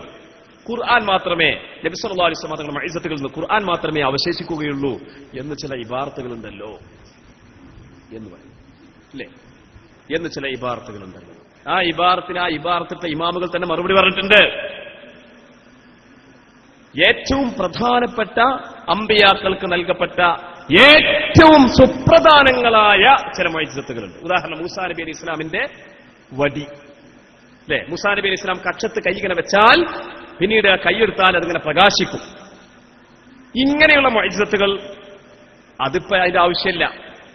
അങ്ങനെ വളരെ ലാഹിറായിട്ട് ആ ഏതൊരു സമുദായത്തിലേക്ക്, ഏതൊരു സമൂഹത്തിലേക്കാണോ ആ പ്രവാചകൻ ഇറങ്ങിച്ചെന്നതെങ്കിൽ ആ സമൂഹത്തോട് ഏറ്റവും അത്യന്താപേക്ഷിതമായി അനുവർത്തിച്ചതായ ചില അമാനുഷികതകളുണ്ട്. അതൊക്കെ ആ പ്രവാചകന്റെ വഫാത്തോടുകൂടി പിന്നെ ആവശ്യം വന്നിട്ടില്ല. അതേസമയത്ത് നബി സല്ലല്ലാഹു അലൈഹി വസല്ലം തങ്ങൾ അവിടുത്തെ പ്രബോധിത സമൂഹമായ മക്കക്കാരോട് ആദ്യമായിട്ട് ഇറങ്ങിച്ചെല്ലുമ്പോൾ അവരുടെ മുമ്പിൽ ഏറ്റവും പ്രകടമായി കാണിച്ചതായ മുഅ്ജിസത്ത് അത് ഖുർആനാണ്. ആ ഖുർആൻ അത് മറ്റു പ്രവാചകന്മാരുടെ പ്രകടിത മുഅ്ജിസത്തുകളെ പോലെയല്ല, അത് ഖിയാമത്ത് നാൾ വരെ നിലനിൽക്കുന്ന മുഅ്ജിസത്താണ്. ഇസ്ലാമിന്റെ സത്യത ബോധ്യപ്പെടുത്താൻ ഏതൊരു യുക്തിവാദിക്ക് മുമ്പിലും, ഏതൊരു ദൈവനിഷേധിക്ക് മുമ്പിലും നമുക്ക് ഖുർആനിന്റെ സൂക്തങ്ങൾ മതി, ഖുർആനിന്റെ അത്ഭുതങ്ങൾ മതി, ഖുർആന്റെ നിലക്കാത്ത അമാനുഷികതകൾ മതി. ആ അമാനുഷികതകൾ മുന്നിൽ വെച്ചുകൊണ്ട് ഏത് യുക്തിവാദിയോടും സംവദിക്കുവാൻ നമുക്ക് സാധിക്കും. ആ ഒരു അവസ്ഥ ഖുർആന് മാത്രമാണുള്ളത് എന്ന് മറ്റു അമ്പിയാക്കളുടെ പ്രധാനപ്പെട്ട മുഅ്ജിസത്തുകളെ കമ്പയർ ചെയ്തുകൊണ്ട് ചില ഇബാറത്തുകളുണ്ട്. പക്ഷേ അവിടെ തന്നെ ഇമാമുമാർ പറഞ്ഞിട്ടുണ്ട്, ഇതൊക്കെ ഏറ്റവും പ്രകടിതമായ മുഅ്ജിസത്തുകളെ പറ്റിയുള്ള ചർച്ചയാണ്. അതേസമയത്ത് നബി സല്ലല്ലാഹു അലൈഹി വസല്ലം തങ്ങളുടെ നുബുവത്തിന്റെ ഭാഗമായി, നബി സല്ലല്ലാഹു അലൈഹി വസല്ലം തങ്ങളുടെ നുബുവത്ത് എന്നുള്ള മഖാമിന്റെ ഭാഗമായിട്ട് അവിടുത്തെ സ്വന്തത്തിലുള്ള, അവിടുത്തെ ദാത്തിലുള്ള, അവിടുത്തെ റൂഹിലുള്ള, അവിടുത്തെ ജന്മത്തിലുള്ള, അവിടുത്തെ വളർച്ചയിലുള്ള, അവിടുത്തെ വഫാത്തിലുള്ള അനവധി നിരവധി മുഅ്ജിസത്തുകളുണ്ട്. ആ മുഅ്ജിസത്തുകൾക്ക് അസ്തമാനം ഇല്ല. ഉണ്ടെന്ന് പറയുന്നവൻ അവൻ സുന്നത്ത് ജമാഅത്തിന്റെ പാളയത്തിൽ അല്ല. നിങ്ങൾ നോക്കൂ സഹോദരന്മാരെ, ബിദ്അത്തിന്റെ ആളുകൾ എന്താ പറയുന്നത്? റബീഉൽ അവ്വൽ മാസം വരുമ്പോ അവരെന്താ പറയുന്നത്? നമ്മൾ ജന്മത്തെക്കുറിച്ച് ഓർക്കാനേ പാടില്ല, അത് ഓർക്കുന്നതിൽ എന്തിരിക്കുന്നു എന്നാണ് അവർ ചോദിക്കുന്നത്. അത് ഓർക്കുന്നതിൽ എന്തിരിക്കുന്നു എന്നാ. ജന്മത്തിന് എന്താ പത്ര പ്രത്യേകത? നമ്മൾ ജനിച്ചിട്ടില്ലേ? ഞാൻ ജനിച്ചിട്ടില്ലേ? നിങ്ങൾ ജനിച്ചവരല്ലേ? എല്ലാവരും ജനിച്ചവരാണ്. ജനിക്കാത്ത ക്ലോൺ ചെയ്ത് ജനിച്ച ആൾക്കാരും ഇവിടെ അല്ലല്ലോ. ഇതുവരെ ഉണ്ടായിട്ടില്ല. നമ്മുടെ രാജ്യത്ത് ഏതായാലും ഉണ്ടായിട്ടില്ല. മാനവരാശിയിൽ തന്നെ ഉണ്ടായിട്ടില്ല എന്നാണ് എന്റെ അറിവ്. മറ്റുള്ള ജീവികളിൽ ഉണ്ടായോന്നറിയില്ല. അപ്പോ ഇവിടെ ജനിക്കാത്ത ആരെങ്കിലും ഉണ്ടോ? ആദം നബി അലി ഇസ്ലാം ഉണ്ടല്ലേ? ആദം നബി അലി ഇസ്ലാമിനെ മണ്ണിൽ നിന്ന് പറക്കപ്പെട്ടതാണ്. എന്നാൽ ജനിച്ചു എന്നും ചില ആളുകൾ എഴുതാറുണ്ട്. അതെന്താവട്ടെ. അപ്പോ ജനിച്ചുണ്ടായവർ എല്ലാവരും ജനിച്ചുണ്ടായവരാണ്. അതിൽ കവിഞ്ഞ എന്ത് പ്രത്യേകതയാണ് പ്രവാചകന്റെ ആഗമനത്തിനുള്ളത്? മജീഉർ റസൂൽ എന്ന് പറഞ്ഞാൽ എന്താണ്? എന്താണ് മജീഉർ റസൂൽ എന്ന് പറഞ്ഞാൽ? മജീഉർ റസൂൽ എന്ന് പറഞ്ഞാൽ അത് ഹിറാ ഗുഹയിൽ നിന്ന് ജിബ്രീൽ അലൈഹി ഇസ്ലാമിൽ നിന്ന് ഇഖ്റയുടെ സന്ദേശം വഹിച്ചുകൊണ്ട് ഖദീജ ബീവിയുടെ വീട്ടിലേക്ക് കടന്നു ചെല്ലുന്ന സമ്മിലൂനി എന്ന് വിളിച്ചു പറയുന്ന, പുതപ്പിട്ട് മൂടുവാൻ വേണ്ടി ആവശ്യപ്പെടുന്ന ഒരു പ്രവാചകന്റെ കടന്നുവരവല്ലാത്ത ഒരു ആഗമനം ഇല്ല എന്നാണ് ഇവന്മാർ പറഞ്ഞുകൊണ്ടിരിക്കുന്നത്. തെറ്റാണ്. ഖുർആന് വിരുദ്ധമാണത്, ഹദീസിന് വിരുദ്ധമാണ്, മുസ്ലിം ലോകത്തിന്റെ ഐക്യകണ്ഠേനയുള്ള വിശ്വാസത്തിന് വിരുദ്ധമാണത്. എന്തുകൊണ്ടെന്നാൽ ഖുർആൻ എന്താണ് പറഞ്ഞത്? സൂറത്ത് തൗബയുടെ 128-ാമത്തെ ആയത്തിൽ ശറഫുൽ ലനാ മൗലൂദ് ആരംഭിക്കുന്നതിന് മുമ്പായിട്ട് നമ്മൾ പാരായണം ചെയ്യുന്ന ഒരു ആയത്ത്. എന്തിനാണ് ആ ആയത്ത് അവിടെ പാരായണം ചെയ്യുന്നത്? ശറഫുൽ ലനാ മൗലൂദ് ആരംഭിക്കുന്നതിന് മുമ്പായിട്ട് നമ്മൾ ആയത്ത് പാരായണം ചെയ്യാറില്ലേ? സലാം ബൈത്ത് കഴിഞ്ഞുടനെ. എന്തിനാണ് അവിടെ പാരായണം ചെയ്യുന്നത്? എന്താണ് ആയത്ത്? ലഖദ് ജാഅക്കും റസൂലും മിൻ അൻഫുസിക്കും അസീസുൻ അലൈഹി മാ അനിത്തും ഹരീസുൻ അലൈക്കും ബിൽ മുഅ്മിനീന റഊഫുർ റഹീം. ലഖദ് ജാഅക്കും. കണ്ടോ, അറബി ഭാഷയുടെ സാഹിത്യം അറിയുന്ന ആളുകൾക്കറിയാം അല്ലാഹു പറയാൻ പോകുന്ന വിഷയത്തെ എത്ര ശക്തമായ ഭാഷയിലാണ് അവതരിപ്പിക്കുന്നത് എന്ന്. ലഖദ് ജാഅക്കും എന്ന് പറഞ്ഞാൽ വല്ലാഹീന, അള്ളാനെ പിടിച്ചുകൊണ്ട് സത്യം ചെയ്തുകൊണ്ടാ പറയുന്നത്. സംശയത്തിന്റെ അവകാശമില്ല. അതിന്റെ മാഹാത്മ്യത്തെ ചോദ്യം ചെയ്യുന്നവൻ അവൻ പുത്തൻവാദിയാണെന്നല്ലേ സംശയമില്ല. ലഖദ് ജാഅക്കും, തീർച്ചയായും അല്ലാഹുവിനെ വെച്ചുകൊണ്ട് ഞാൻ പറയട്ടെ, ലഖദ് ജാഅക്കും റസൂലുൻ, മഹാനായ ഒരു റസൂൽ നിങ്ങൾക്ക് വന്നിരിക്കുന്നു. മിൻ അൻഫുസിക്കും, നിങ്ങളിൽ നിന്ന് വന്നിരിക്കുന്നു. നിങ്ങളിൽ നിന്ന് വന്നു എന്നല്ല, നിങ്ങളിൽ നിന്ന് വന്നിരിക്കുന്നു എന്ന് മാത്രമല്ല അവിടെ ഖിറാഅത്തുള്ളത്. അവിടെ റസൂലുള്ളാഹിന്റെ ഖിറാഅത്ത്, ആയിഷ ബീവിയുടെ ഖിറാഅത്ത്, ഫാത്തിമ ബീവിയുടെ ഖിറാഅത്ത് എന്താണെന്നറിയോ? ലഖദ് ജാഅക്കും റസൂലും മിൻ അൻഫുസിക്കും, എന്താ മിൻ അംഫസിക്കും എന്ന് പറഞ്ഞാൽ മിനൻ നഫാസത്തി, ഖുർത്തുബിയിൽ പറയാ മിനൻ നഫാസത്തി. അതിനെ വ്യാഖ്യാനിച്ചുകൊണ്ട് തഫ്സീർ റാസിയിൽ പറയാണ് ഐ അഫ്ദലിക്കും വ അഷ്റഫിക്കും, നിങ്ങളിൽ നിന്ന് ഏറ്റവും ഉത്കൃഷ്ടതയും ഏറ്റവും പരിശുദ്ധിയുമുള്ള ആളിൽ നിന്നാണ് ഈ റസൂലിന്റെ വരവുള്ളത്. മജീഉർ റസൂൽ, ലഖദ് ജാഅക്കും റസൂലും മിൻ അൻഫസിക്കും. ഏതാണ് ആ വരവ്? ആ വരവിനെ വിശദീകരിച്ചുകൊണ്ട് മുഫസ്സിറുമാർ പറയുകയാണ് ഐലം തുസിബുഹു ഐലം യുസിബുഹു ശൈഉം മിൻ വിലാദത്തിൽ ജാഹിലിയ്യ, ജാഹിലിയ്യത്തിന്റെ ഒരംശവും അന്ധകാരത്തിന്റെ ഒരംശവും തന്നെ ആ ജന്മത്തോട് സ്പർശിച്ചിട്ടില്ല. അതാണ് ആ വരവ്. ഖുർആൻ മജീഉർ റസൂൽ എന്ന് പറഞ്ഞ വരവ് 40ാമത്തെ വയസ്സിന്റെ നുബുവത്തിന്റെ ലബ്ധി മാത്രം അല്ല, മറിച്ച് നബിയുടെ ജന്മം, നബിയുടെ ജന്മത്തെക്കുറിച്ചാ പറഞ്ഞത്. ലഖദ് ജാഅക്കും റസൂലും മിൻ അൻഫസിക്കും അസീസുൻ അലൈഹി മാ അനിത്തും ഹരീസുൻ അലൈക്കും ബിൽ മുഅ്മിനീന റഊഫുർ റഹീം. നിങ്ങളിൽ നിന്ന് ഏറ്റവും പരിശുദ്ധിയുള്ളവരിൽ നിന്ന് പരിശുദ്ധമായ ജന്മത്തിലൂടെ, അന്ധകാരത്തിന്റെ ഒരു അംശവും കൂടിക്കലരാത്ത ജന്മത്തിലൂടെ ജന്മം കൊണ്ട മഹാനായ പ്രവാചകൻ, ആ പ്രവാചകൻ നിങ്ങൾക്ക് ആ ജന്മത്തിലൂടെ വന്നിരിക്കുന്നു എന്ന് അല്ലാഹു പറയുകയാണ്. ഖുർആനാ പറയുന്നത്. അപ്പൊ ഇത്രമാത്രം ആ ജന്മത്തെ മഹാത്മ്യപ്പെടുത്തിക്കൊണ്ട് അല്ലാഹു സൂറത്ത് തൗബയുടെ 128ാമത്തെ ആയത്തിലൂടെ നമ്മെ പഠിപ്പിക്കുമ്പോൾ ആ ജന്മത്തിനൊരു പ്രത്യേകതയുമില്ല. ഈ അടുത്ത് ഏപ്രിൽ മാസത്തിലാണെന്റെ ഓർമ്മ, ശബാബിൽ എഴുതിയിട്ടുണ്ട്. എന്താ? മടവൂരി ഭാഗത്തിലെ ശബാബിൽ എഴുതിയിട്ടുണ്ട്. നബി സല്ലല്ലാഹു അലൈഹി വസല്ലം തങ്ങളുടെ ജന്മത്തിന് മഹത്വവൽക്കരണം നടത്തിക്കൊണ്ട് ദൈവികമായ ഒരു തലത്തിലേക്ക് റസൂലിനെങ്ങനെ ഉയർത്തിക്കൊണ്ടുപോകാത്രപ്പ നമ്മൾ ചെയ്യുന്നത്. നബി സല്ലല്ലാഹു അലൈഹി വസല്ലം തങ്ങളുടെ ജന്മം വളരെ മഹാജന്മായിരുന്നു എന്ന് പറഞ്ഞാൽ അത് ദൈവാകല. അപ്പൊ ഇവരുടെ ദൈവം എന്ന് പറഞ്ഞാൽ എന്താണ്? ഈ വഹാബിയുടെ മൗദൂദിയുടെയും തബ്ലീഗികളുടെയൊക്കെ ദൈവം എന്താണ്? അവരുടെ ദൈവം എന്ന് പറഞ്ഞാൽ ജനിക്കുന്ന ദൈവമാണ്. അവരുടെ ദൈവം മരണപ്പെടുന്ന ദൈവമാണ്. അതുകൊണ്ടാണ് അവർക്ക് ഈ മരണാനന്തര വിശ്വാസത്തിൽ യഥാർത്ഥത്തിൽ ഇവരുടെ വിശ്വാസം എന്താണ്? ഈ വിഘടിത പാളയത്തിന്റെയൊക്കെ വിശ്വാസം എന്താണെന്നറിയോ? നമ്മൾ ശരിക്കും മനസ്സിലാക്കണം. വിശുദ്ധ ഖുർആനെതിരാണ്. അല്ലാഹു സുബ്ഹാനഹു വ തആല സൂറത്തുൽ മുംതഹിനയുടെ 13ാമത്തെ ആയത്തിൽ വളരെ വ്യക്തമായി പറയുകയുണ്ടായി. എന്താണെന്നറിയോ? സൂറത്തുൽ മുംതഹിനയുടെ 13ാമത്തെ ആയത്തിൽ പറയാ യാ അയ്യുഹല്ലദീന ആമനൂ, അല്ലയോ മുഅ്മിനീങ്ങളെ, ലാ തതവല്ലൗ, നിങ്ങൾ ഒരിക്കലും തന്നെ സഹകരണം കാണിക്കരുത്, ഖൗമൻ ഒരു ജനതയോട്, വദിബല്ലാഹു അലൈഹിം, അല്ലാഹു ദേഷ്യപ്പെട്ട ഒരു ജനതയോട് നിങ്ങൾ സഹകരണം കാണിക്കരുത്. അഥവാ ജൂതന്മാരോട് നിങ്ങൾ സഹകരിച്ചു പോകരുത് എന്ന് ഖുർആൻ പറയാം. എന്താണ് ജൂതന്മാർക്ക് പറ്റിയ പ്രശ്നം?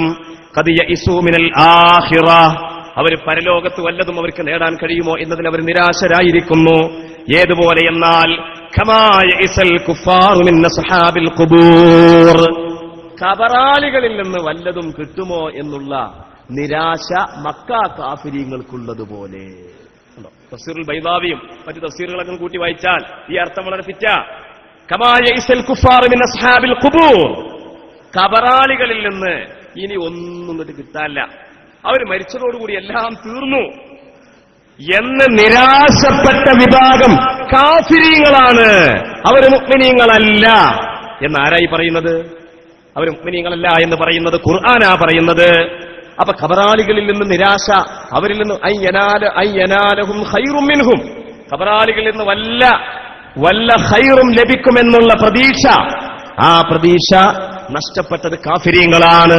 അവർ വിശ്വാസികളല്ല, അവർ മുഅ്മിനീങ്ങളല്ല എന്ന് വിശുദ്ധ ഖുർആൻ പറയുകയാണ്.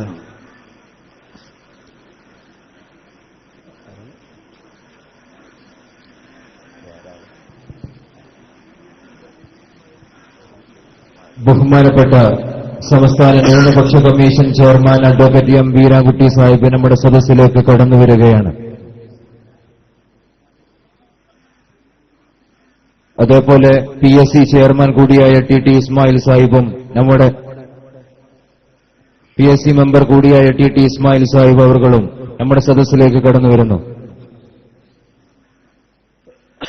വിശിഷ്ടരായ അനവധി നേതാക്കന്മാരും നമ്മുടെ മറ്റു പ്രഗത്ഭരായ ആളുകളെല്ലാം നമ്മുടെ ഈ സമ്മേളനത്തിൽ സംബന്ധിക്കുവാനും ഈ സദസ്സിനോട് സംവദിക്കുവാനും ഇവിടെ നമ്മൾ സ്റ്റേജിൽ ഉണ്ടായ സ്ഥിതിക്ക് കൂടുതൽ സുദീർഘമായ ഒരു സംസാരത്തിന് മുതിരുന്നില്ല. അതിന് പുറമെ ബഹുമാനനായ നമ്മുടെ അൻസാർ സാഹിബ് ഉണ്ടല്ലോ, അതുപോലെ നമ്മുടെ ഒരുപാട് പ്രഗത്ഭമതി നമ്മുടെ രാമന്തലി സാഹിബ്, എല്ലാവരും ഇവിടെ എത്തിയിട്ടുണ്ട്. അവരുടെയൊക്കെ പ്രസംഗം നമുക്ക് കേൾക്കണം. ഇൻഷാ അല്ലാഹു സുബ്ഹാനഹു വ തആല തൗഫീഖിനെ പ്രദാനം ചെയ്യുമാറാവട്ടെ. അപ്പൊ ഞാൻ പറഞ്ഞു വരുന്നത് എന്താണ്, ഞാൻ അധികം ദീർഘിപ്പിക്കാതെ തന്നെ എന്റെ വിഷയത്തിന്റെ സമാപനം കുറിച്ചുകൊണ്ട് വാക്കുകൾ ഉപസ്മരിക്കുകയാണ്. ഇവിടെ സൂറത്തുൽ മുംതഹിനയിൽ അള്ളാഹു പറഞ്ഞത് എന്താണ്? നബി സല്ലല്ലാഹു അലൈഹി വസല്ലമ തങ്ങളെ അവിടുത്തെ വഫാത്തോടുകൂടി അവിടുത്തെ എല്ലാം നിലച്ചു, എല്ലാ പ്രത്യേകതകളും അസ്തമിച്ചു എന്ന് പറയുന്ന ആ വിശ്വാസം അത് ഖുർആനിന് വിരുദ്ധമാണ്. കബറാളികൾ എന്ന് പറഞ്ഞാൽ നമ്മൾ സാധാരണ നമ്മുടെ മതവേദികളിൽ വയലുകൾ നടത്തുന്ന വലിയ വയലന്മാരായ പണ്ഡിതന്മാർ ഏറ്റവും നല്ലൊരു വിഷയം, ജനസ്പൃക്കായ ഹൃദയസ്പൃക്കായ ഒരു വിഷയം പറയാറുണ്ട്. എന്താ? മരണവും മരണാനന്തര ജീവിതവും എന്ന് പറയാ ജീർണതയും എന്നല്ല, മരണവും മരണാനന്തര ജീർണതയും എന്നല്ല. പിന്നെന്താ പറയാറുള്ളത്? മരണവും മരണാനന്തര ജീവിതവും എന്നാണ്. അതാണ് ഖുർആൻ പറഞ്ഞത്. സൂറത്തുൽ മുംതഹിനയുടെ 13-ാമത്തെ ആയത്തിൽ അല്ലാഹു പറയുകയാണ്, യാ അയ്യുഹല്ലദീന ആമനൂ ലാ തതവല്ലൗ ഖൗമൻ ഗദിബല്ലാഹു അലൈഹിം ഖദ് യഇസു മിനൽ ആഖിറ കമാ യഇസൽ കുഫാറു മിൻ അസ്ഹാബിൽ ഖുബൂർ. കാഫിരീങ്ങൾക്കാണ് ഖബറാളികളിൽ നിന്ന് നിരാശയുള്ളത്. അങ്ങനെ പറയുമ്പോഴാണ് എന്റെ പ്രിയങ്കരനായ സഹപ്രവർത്തകൻ, ആദർശ രംഗത്തെ സഹപ്രവർത്തകനായ അബ്ദുൽ വഹാബ് ഹൈത്തമി അവർകൾ അവിടുത്തെ സ്വാഗത പ്രസംഗത്തിൽ ഒരു ആയത്തിലേക്ക് സൂചന നൽകിക്കൊണ്ട് ചില സംസാരങ്ങൾ നടത്തി. സൂറത്ത് ഫാത്തിറിന്റെ 14-ാമത്തെ ആയത്താണത്. എന്താണ് ആയത്ത്? സൂറത്ത് ഫാത്തിറിന്റെ 14-ാമത്തെ ആയത്ത് വല്ലദീന എന്താണ് പറയുന്നത്? ഇൻ തദ്ഉഹും ലാ യസ്മഉ ദുആഅക്കും വലൗ സമിഉ മസ്തജാബു ലക്കും വയൗമൽ ഖിയാമത്തി യക്ഫുറൂന ബിശിർകിക്കും വലാ യുനബ്ബിഉക മിസ്ലു ഖബീർ. ഇൻ തദ്ഉഹും, നിങ്ങൾ അവരെ വിളിക്കുകയാണെങ്കിൽ, അങ്ങനെ തന്നെ നമ്മൾ അർത്ഥം വെക്കുക, നിങ്ങൾ അവരെ വിളിക്കുകയാണെങ്കിൽ ലാ യസ്മഉ ദുആഅക്കും, നിങ്ങളുടെ വിളി അവർ കേൾക്കില്ല. വലൗ സമിഉ, ഇനി കേട്ടാ തന്നെ മസ്തജാബുലക്കും, അവർ ഉത്തരം ചെയ്യൂല. ഇതാണ് അവരുടെ പിടിവള്ളി. അവരുടെ ഏറ്റവും വലിയ തുരുപ്പിച്ചു ഖുർആന്റെ 6000 ചില്ലുവാനം ആയത്തുകളിൽ നിന്ന് അവരുടെ ഏറ്റവും വലിയ തെളിവെന്ന് അവരെ കെട്ടിഘോഷിക്കുന്ന ആയത്ത് എന്ന് പറയുന്ന സൂറത്ത് ഫാത്തിറിന്റെ 14-ാമത്തെ ആയത്താണ്. നേരത്തെ വഹാബ് ഹൈത്തമി പറഞ്ഞല്ലോ, അങ്ങനെയാണെങ്കിൽ റഖീബ് അതീദ് അലൈഹിമസ്സലാം അവര് മലക്കുകളല്ലേ, അവർ വിളിച്ചാൽ കേൾക്കൂല എന്നാണെങ്കിൽ അവർ കേൾക്കും, അവർ എഴുതി വെക്കും എന്ന് ഖുർആൻ പറഞ്ഞതോ? ഈ ചോദ്യം അവർക്കിടയിൽ ഒരു ചോദ്യമായി മാറി. ആ ചോദ്യം ആദ്യമായിട്ട് അവരുടെ മുമ്പിൽ തിരികൊളുത്തിയത് ആരാന്ന് ചോദിച്ചാൽ അവർ പക്ഷേ സംസാരിക്കും ഞാനാണെന്ന് ഞാൻ പറഞ്ഞാൽ അത് തെറ്റാവുന്ന എനിക്ക് തോന്നുന്നില്ല. സക്കരിയ സലാഹിയോട് നേരിട്ട് ഈ ജിന്നി വിവാദം നടക്കുന്ന ആദ്യഘട്ടത്തിൽ ഈ ഉള്ളവൻ ചോദിച്ച ചോദ്യമാണ്. അങ്ങനെയാണെങ്കിൽ റഖീബ് അതീദ് അലൈഹിമസ്സലാം അവരെ വിളിച്ചാൽ അവർ കേൾക്കില്ല എന്ന് നിങ്ങൾ പറയുമോ? പറയുമെങ്കിൽ ഖുർആനിന്റെ മറ്റൊരു ആയത്തിനത് വിരുദ്ധമല്ലേ? മാ യൽഫിദു മിൻ ഖൗലിൻ ഇല്ലാ ലദൈഹി റഖീബുൻ അതീദ് എന്ന് പറയുന്ന വിശുദ്ധ ഖുർആനിന്റെ ആയത്തിനത് വിരുദ്ധം അല്ലേ എന്ന് ചോദിച്ചപ്പോ അവിടുന്ന് അതിങ്ങോട്ട് വിരകി മറിഞ്ഞു. ആ വിരകി മറിച്ചിൽ ഇന്നും അവരുടെ ഇടയിൽ മറുപടിയില്ലാത്ത ചോദ്യമായി മാറിക്കൊണ്ടിരിക്കുകയാണ്. ഖുർആൻ കൊണ്ട് ചോദ്യം ചെയ്യാൻ നമുക്ക് സാധിക്കും.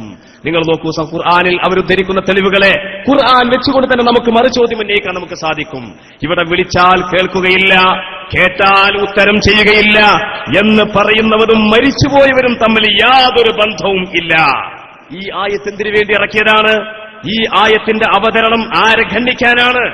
ഈ ആയത്തിന്റെ അവതരണം ലോകത്തുള്ള വിവിധങ്ങളായ ബഹുദൈവ വിശ്വാസികളിൽ നിന്ന് ക്രിസ്ത്യാനികൾക്ക് ഇത് ബാധകം അല്ല, ജൂതന്മാർക്ക് ഇത് ബാധകം അല്ല, മറ്റനേകം ബഹുദൈവ വിശ്വാസികൾക്ക് ഇത് ബാധകം അല്ല. മറിച്ച് ബിംബാരാധകരായ അചേതന വസ്തുക്കളെ ആരാധിക്കുന്ന വർഗക്കാർക്കും മാത്രം ഖണ്ഡനമായിട്ട് അല്ലാഹു ഇറക്കിയ ഒരായത്ത്. അവരുടെ അചേതന വസ്തുക്കളുടെ നിരർത്ഥകതയെ അതിനെ ചൂണ്ടിക്കാണിക്കാൻ വേണ്ടി അള്ളാഹു പറഞ്ഞ വാക്യങ്ങൾ. ഇൻതദുഊഹും, നിങ്ങൾ അവരെ എന്ന് പറഞ്ഞാൽ അത് സാഹിത്യത്തിന്റെ ശൈലിയിൽ നിന്നുകൊണ്ടുള്ള ഒരു പ്രയോഗമാണ്. ആ ബിംബങ്ങളെ നിങ്ങൾ വിളിക്കുകയാണെങ്കിൽ ലാ യസ്മഉ ദുആഅക്കും, ആ ബിംബങ്ങൾ നിങ്ങളുടെ വിളി കേൾക്കൂല. ഞങ്ങളിപ്പോ ഈ അടുത്ത് നമ്മുടെ ആദർശ രംഗത്തുള്ള നമ്മുടെ പ്രവർത്തകന്മാർ കഴിഞ്ഞ മക്രാമത്ത് പിന്നെ അടുത്തൊരു മുഖാമുഖം നടക്കുകയുണ്ട്. അപ്പൊ ആ മുഖാമുഖത്തിൽ ചോദ്യം വന്നു. ആ ചോദ്യം വന്നപ്പോൾ ഇവർ പറയാം അതൊക്കെ ബിംബങ്ങളോടല്ല, അതൊക്കെ മരിച്ചുപോയ മഹാന്മാരോടാണ്. അപ്പൊ ഒരായത്ത് ഓതി. ആ ആയത്തിന്റെ തൊട്ടപ്പുറത്തുള്ള ആയത്തന്നെ, ഞാനത് വിശദീകരിക്കുന്നില്ല. തൊട്ടപ്പുറത്തുള്ള ആയത്തന്നെ പറയുന്നുണ്ട്, തറാഹും യൻദുറൂന ഇലൈക വഹും ലാ യുബ്സിറൂൻ. നീ ആ ബിംബങ്ങളെ നിന്നിലേക്ക് തുറിച്ചു നോക്കുന്നതായിട്ട് നീ കാണുന്നു, പക്ഷേ വഹും ലാ യുബ്സിറൂൻ, അവർക്ക് കൊത്തിവെക്കപ്പെട്ട കണ്ണുകളുണ്ട് പക്ഷെ കാഴ്ചയില്ല, കൊത്തിവെക്കപ്പെട്ട കാതുകളുണ്ട് കേൾവിയില്ല, അതുപോലെ നിർമ്മിക്കപ്പെട്ട കാലുകളുണ്ട് നടക്കാൻ സാധിക്കില്ല. ഇങ്ങനെ പരാമർശിക്കപ്പെട്ട അവരെ സംബന്ധിച്ച് പറഞ്ഞ ആയത്തുകൾ നമ്മുടെ മരിച്ചുപോയ മഹാന്മാരെ സംബന്ധിച്ചോ അമ്പിയാക്കളെ സംബന്ധിച്ചോ ഔലിയാക്കളെ സംബന്ധിച്ചോ പറയുന്നത് അള്ളാഹുവിന്റെ ഇടയിൽ നമ്മുടെ വസീലകളായി അള്ളാഹുവിലേക്ക് എത്തിപ്പെടാൻ അള്ളാഹു നിശ്ചയിച്ച ഏകമാർഗമായ പ്രവാചകന്മാർ, സ്വാലിഹീങ്ങൾ, അള്ളാഹുവിന്റെ നിഅമത്തിന് വിധേയരായ മഹാന്മാർ, ആ മഹാന്മാരെ ജനമനസ്സിൽ നിന്ന് എടുത്തുമാറ്റുക എന്ന കുടിലമായ തന്ത്രമാണ് ഇവിടത്തെ എല്ലാ വിദഈ കക്ഷികളും എല്ലാ വിഘടിത കക്ഷികളും എല്ലാ വ്യതിയാന കക്ഷികളും നടത്തിക്കൊണ്ടിരിക്കുന്നത്. ആ കുടിലമായ തന്ത്രങ്ങളിൽ നിന്ന് നാം രക്ഷപ്രാപിക്കണം, അതിനെ നമ്മൾ പ്രതിരോധിക്കണം, സമൂഹത്തെ നാം ബോധവൽക്കരിക്കണം. അതിനുവേണ്ടി നാം തയ്യാറാവണമെന്ന് മാത്രം ഈ സന്ദർഭത്തിൽ ഉണർത്തിക്കൊണ്ട് വാക്കുകൾ ഉപസംഹരിക്കുന്നു. വആഖിറു ദഅ്വാനാ അൽഹംദുലില്ലാഹി റബ്ബിൽ ആലമീൻ. അസ്സലാമു അലൈക്കും വറഹ്മത്തുള്ളാഹി വബറകാതുഹു.